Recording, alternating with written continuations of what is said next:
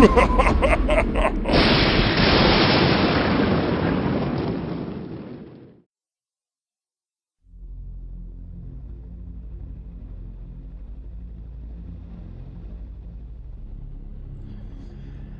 must have been 6 or 7 when I lived in Lebanon. The country was ravaged by war at the time, and murders were common and frequent. I remember during a particularly vicious era, when bombings rarely stopped. I would stay at home sitting in front of my television watching a very, very strange show. It was a kid's show that lasted about 30 minutes and contained strange and sinister images. To this day, I believe it was a thinly veiled attempt on the part of the media to use scare tactics to keep kids in place. Because the moral of every episode revolved around very uptight ideologies.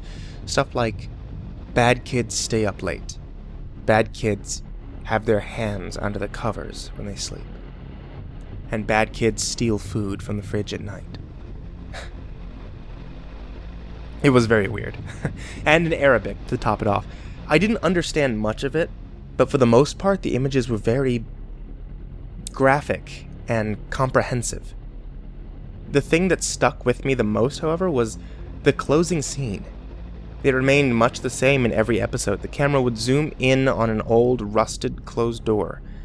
As it got closer to the door, strange and sometimes even agonizing screams would become more audible. It was extremely frightening, especially for children's programming. Then a text would appear on the screen in Arabic reading, "That's where bad kids go." Eventually, both the image and the sound would fade out, and that would be the end of the episode. About 15 or 16 years later, I became a journalistic photographer. That show had been in my mind all my life, popping up in my thoughts sporadically. Eventually, I had enough, and decided to do some research. I finally managed to uncover the location of the studio where much of that channel's programming had been recorded. Upon further research, and eventually traveling on site, I found out it was now desolate and had been abandoned after the big war ended. I entered the building with my camera. It was burnt out from the inside. Either a fire had broken out or someone had wanted to incinerate all the wooden furniture.